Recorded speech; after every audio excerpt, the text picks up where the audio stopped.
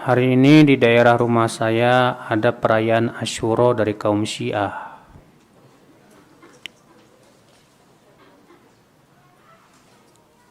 Apa yang harus saya perbuat, Ustadz, agar tidak terkena kesesatannya? Apakah Syiah termasuk Khawarij juga? Saya katakan, Pak, ingkarilah sesuai dengan kemampuan. Kalau antum bisa mampu menyampaikan kepada para ahli agama, kepada MUI dan yang lainnya, bagus. Nah, apakah Syiah termasuk Khawarij? Saya katakan iya. Karena di mana-mana Syiah selalu menjadi sebab terjadinya pemberontakan kepada pemimpin yang sah. Di Yaman, Houthi, siapa? Syiah. Maka dari itu, ya bisa dikatakan demikian. Mereka juga menghalalkan darah Ahlussunnah, tapi tidak semua Syiah ya. Itu Syiah yang disebut oleh para ulama Syiah Itsna Asyariyah yang disebut dengan Syiah Rafidhah. Ana mau bertanya pelihar nadar. Ada seorang akhwat yang sedang melakukan ta'aruf dan ingin melanjutkan ke nadhor, bukan nadar. Dan melanjutkan ke nadhor. Tapi di sini ana tidak memiliki mahram karena orang tua ana beda pulau. Bagaimana solusinya ya Ustadz? Bisa melewati Macomblang. Ya. Atau misalnya nadhor tapi tidak berdua-duaan dengan si ikhwan tersebut, ditemani yang lain. Yang jelas dia tidak berdua-duaan. Iya. Nah itu. Kalau memang tidak punya mahram. Bagaimana dengan mencari ilmu di keputrian? Baik itu yang ada di kampus maupun sekolah-sekolah. Apa sih maksudnya di keputrian tuh? Bagaimana dengan mencari ilmu di keputrian? Baik itu yang ada di kampus maupun sekolah-sekolah. Maksudnya apa? Hah?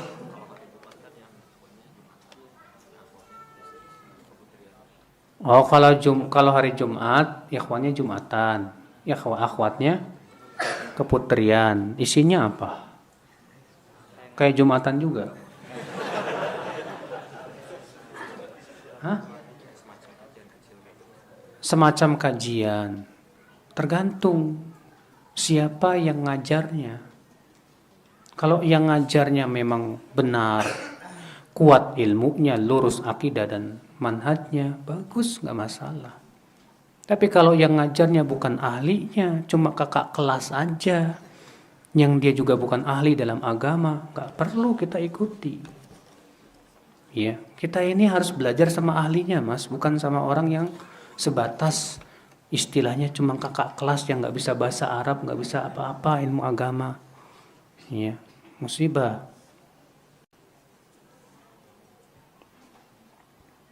Mengapa ada sebagian orang mengatakan hadis ahad tidak bisa diamalkan? Asalnya dari Mu'tazilah. Jadi menurut mereka, Pak, hadis ahad itu hadis yang diriwayatkan oleh satu orang atau lebih. Nah, seperti ini hanya menghasilkan dugaan kuat. Karena hanya menghasilkan dugaan kuat, maka tidak bisa untuk menetapkan sesuatu yang pasti. Masalah akidah, masalah yang pasti. Masa sesuatu yang pasti ditetapkan oleh sebatas dugaan kuat? Gak mungkin. Nah, ini kan akal-akalan, Pak, namanya. Pak, paham gak? Ini namanya akal-akalan. Sekarang kita katakan pertama, ada nggak hadis atau dalil yang menyebutkan bahwa hadis ahad nggak boleh dipakai dalam masalah akidah? Ada? Nggak ada. Sampai detik ini pun mereka tidak bisa membawakan dalil. Iya, yang ada hanya sebatas akal semata. Yang kedua, pemahaman seperti ini bertabrakan dengan ijma' kaum muslimin. Sebagian disebutkan Imam Al-Khatib Al-Baghdadi, Ibnu Abdul Bar dalam kitab At-Tamhid. Mereka semua mengatakan bahwa para ulama dari zaman ke zaman berijma', bersepakat akan wajibnya menerima hadis ahad dan mengamalkannya. Iya. Silakan dilihat dalam kitab At-Tamhid di jilid 1 yang halaman 8. Ya, yang ditulis oleh Ibnu Abdul Bar, Imam Al-Khatib Al-Baghdadi dan yang lainnya.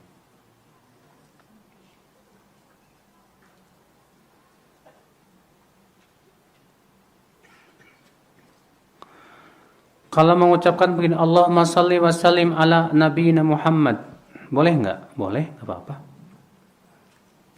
Dalilnya mana? Inna Allah malaikatahu yusalluna ala nabi. Ya ayyuhalladzina amanu sallu alaihi wa sallimu taslima. Sallu wa sallimu. Berarti Allahumma salli wa sallimu. Enggak apa-apa. Iya. Itu yang paling pendek.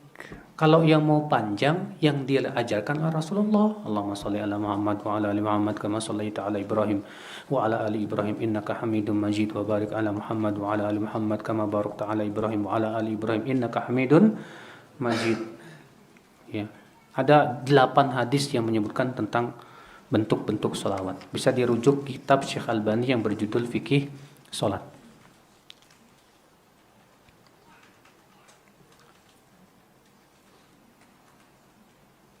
Tulisannya berdekatan banget ya, susah. Pusing Pak bacanya Pak. Merendahkan hati kepada Allah dan bagaimana hati tidak merasa dengki Ustadz. Apakah benar belajar sirah ulama makin rendah? Jazakallahu khairan. Merendahkan hati kepada Allah. Bagaimana merendahkan hati kepada Allah? Itu dengan cara tunduk dan patuh dengan semua perintah-perintah Allah. Dan membenarkan semua yang Allah beritakan. Tanpa kita menolak dengan akal-akal kita. Ya. Bagaimana hati supaya tidak dengki? Supaya tidak dengki, yang pertama, ya, kita banyak-banyak minta kepada Allah supaya dilindungi dari apa? Kedengkian. Yang kedua, selalu kita muhasabah dan mempelajari tentang ciri-ciri dengki itu apa. Yang ketiga, kalau kita sudah merasa dengki dengan seseorang, segera orang tersebut kita doakan dan kita padamkan, ya, kedengkian tersebut. Apa benar belajar sirah ulama makin rendah? Loh. Sirah ulama maksudnya apa? Biografi ulama. Mempelajari biografi ulama itu penting loh Pak. Kenapa demikian? Sebab dengan mempelajari biografi ulama, kita bisa mengambil mereka sebagai apa? Suri tauladan. Mengambil hikmah-hikmahnya. Walaupun memang ulama bukan seperti apa? Nabi. Tapi kita butuh ilmu mereka. Kita butuh. Kehidupan ulama salaf terdahulu itu luar biasa Pak hidupnya Pak. Waktu-waktunya berkah sekali. Akhlaknya dan yang lainnya. Bapak baca deh kitab Syiar A'lamin Nubala. Baca kitab ya Tarikhul Islam. Bagaimana kitab-kitab yang menyebutkan tentang sejarah-sejarah para ulama. Luar biasa Pak. Menambah keimanan. Ya. Menambah keimanan.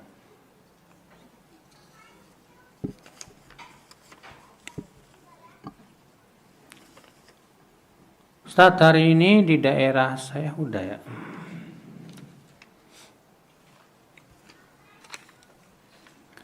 Boleh dijelaskan tentang hadis udah juga.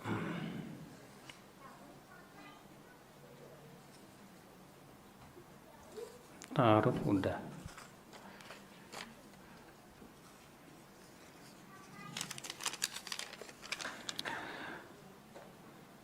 Seutama-utama mempelajari ilmu, Ana pernah baca Muqaddimah Fikih Asmaul Husna karya Syekh Abu Bakar adalah mempelajari tentang Allah. Betul sekali.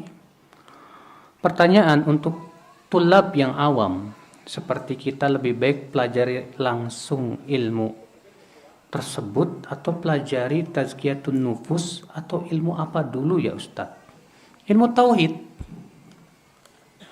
Tauhid dulu. Karena itu hak Allah yang paling besar. Ya. Jangan antum pahami bahwa ilmu tauhid itu sebatas belajar ini syirik, bukan syirik.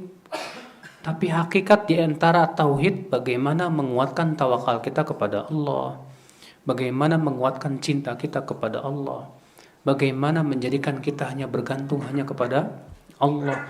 Itu tauhid, Pak. Ya. Sebetulnya ilmu tauhid itu bukan sebatas teori, tapi yang terpenting apa? Aplikasi. Ya, aplikasi yang susah.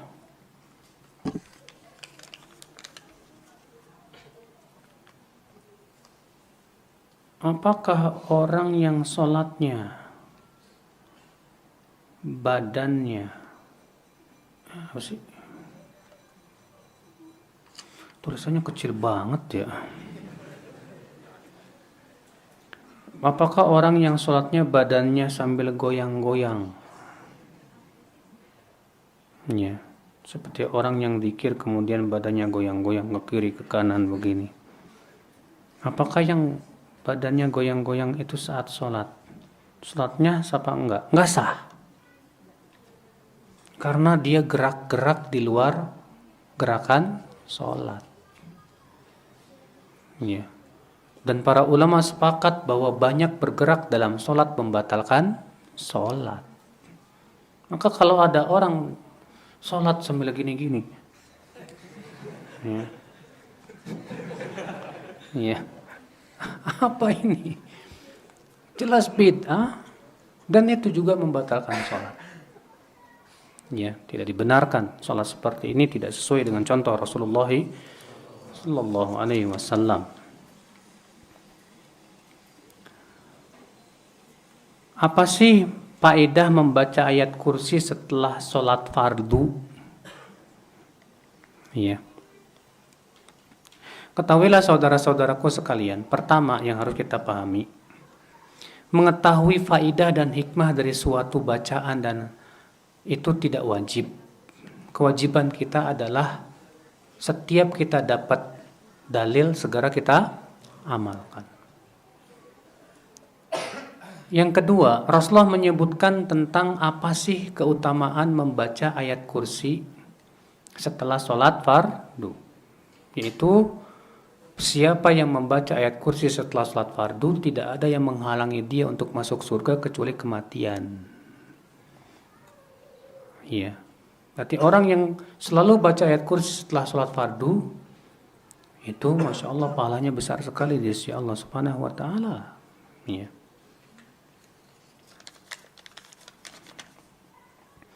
Apa saya berdosa karena saya disuruh untuk ikut berpartisipasi dalam melaksanakan acara bid'ah, tapi saya nggak mau ikut dan malah menghindar? Ya nggak dosa lah. Kalau memang antum yakin itu bid'ah, nggak ada dalilnya, jelas juga para ulama menyatakan akan kebid'ahannya, harus antum tinggalkan. Nggak boleh berpartisipasi. Ya. Tapi gara-gara saya tidak mau ikut membantu acara tersebut, saya seperti dijauhi oleh mereka. Ya biarin dosa mereka. Sabar aja. Ya. Antum datang ke mereka bawa buah-buahan juga senyum lagi. Bener kok. Ya. Datang ke mereka ngasih duit, nih hadiah dari saya. Senyum lagi insyaallah. Ustadz, hadis yang mengharamkan musik itu maksudnya alat musiknya atau nyanyian-nyanyiannya? Ya nyanyian sama musik beda, Pak. Yang dimaksud hadis tentang alat musik, ya alat musik. Ya. Atau yang semakna dengan alat musik yang tujuannya memang menghasilkan apa? Musik. Contoh misalnya ada orang nggak pakai alat musik tapi cuma pakai suara pom pom pom pom pom pom pom misalnya. Sama ini dengan musik, haram, nggak boleh. Walaupun cuma suara, tapi masalahnya dia satu hukum dengan apa? Musik, nggak boleh. Ya. Adapun nyanyian terjadi ikhtilaf para ulama. Apakah nyanyian boleh atau tidak? Kebanyakan mayoritas ulama mengatakan nggak boleh. Abu Hanifah mengatakan haram, Imam Malik mengatakan makruh, Imam Ahmad mengatakan makruh. Sampai-sampai Imam Abdullah bin Mas'ud ketika menafsirkan ayat surat Luqman ayat 3, wa minan nasi may yashtari lahwal hadithi liyudilla an sabilillah. Di antara manusia ada yang membeli ucapan yang sia-sia untuk menghalang-halangi manusia dari jalan Allah. Kata Ibnu Mas'ud apa? Demi Allah, yang dimaksud lahwal hadith ini nyanyian. Beliau bersumpah 3 kali, demi Allah itu nyanyian. Ya. Imam Malik berkata al-ghina mumbitun nifaq. Nyanyian itu menumbuhkan penyakit munafik. Ibnu Qayyim berkata al-ghina ruqyatuz zina. Nyanyian itu jampi-jampi menuju zina. Maka dari itu Pak, selayaknya seorang penuntut ilmu jangan sampai terpaut hatinya dengan nyanyian. Jangan.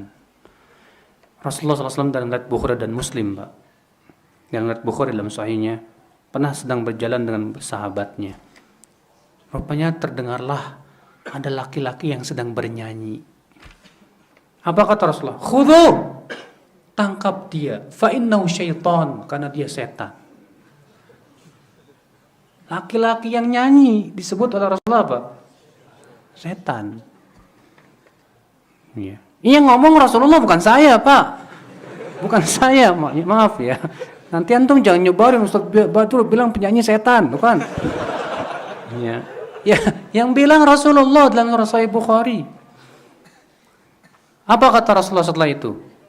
La'an yumla'a batnu ahadikum sadidan. Lebih baik perut seseorang dipenuhi dengan nanah daripada dipenuhi oleh nyanyian. Ya. Makanya ya akhi,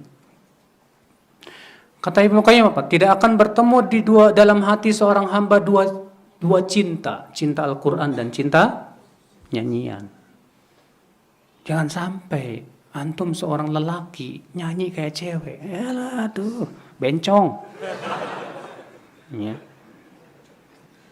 Di zaman Rasul ketika pernikahan yang nyanyi anak kecil apa anak dewasa? Anak kecil, Pak. Enggak ada sahabiat ayo kita bikin klub nasyid, konser. Mana ada di zaman sahabat, zaman Rasul SAW. Enggak layak. Ada enggak Pak penyanyi dihadiri oleh para ulama? Enggak ada Pak. Allah mengatakan apa? Wasyu'ara'u yattabi'uhumul ghawun, dalam surat Asy-Syu'ara tuh. Para penyanyi itu hanyalah diikuti oleh orang-orang yang sesat. Makanya penyanyi majelisnya yang menghadiri siapa?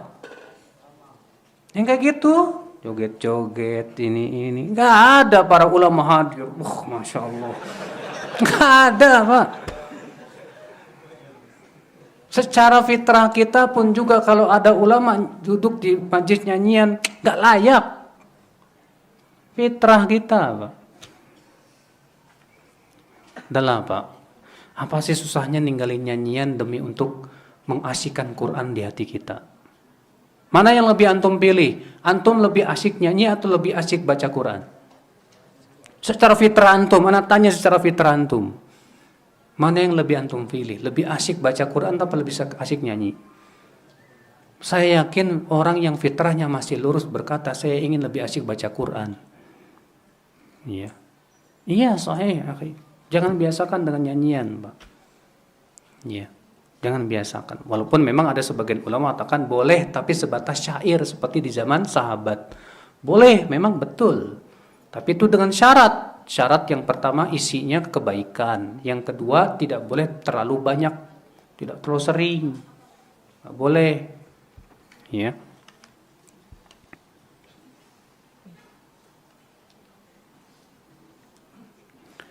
Sebatas mana orang Islam mendoakan orang kafir di saat mereka masih hidup? Doakan dapat hidayah. Itu yang terpenting. Ada seorang Yahudi pura-pura bersin di sisi Rasulullah. Haji. Maksudnya Yahudi ini pengen dapat doa Rasulullah, yarhamukallah. Tapi Rasulullah berkata apa? Yahdikallah. Semoga Allah memberikan kamu hidayah. Jadi kalau ada orang kafir haji tapi ucapin alhamdulillah, ada biasa, bisa jadi ada kan? Ya, haji alhamdulillah. Langsung antum jawab yahdikallah. Begitu.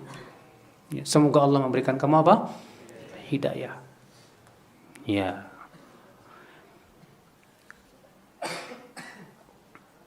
Apakah kalimat kebenaran hanya datang dari Allah? Kesalahan datang dari saya. Itu bertentangan dengan konsep takdir.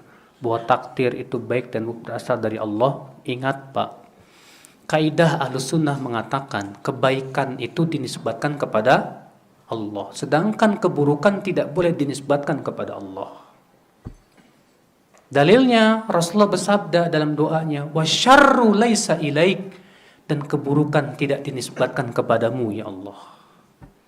Maka ucapan ini yang mengatakan apa yang benar itu dari Allah, yang salah itu dari saya dan dari setan. Ini ucapan yang diucapkan oleh Abu Bakar. Dan itu maknanya benar.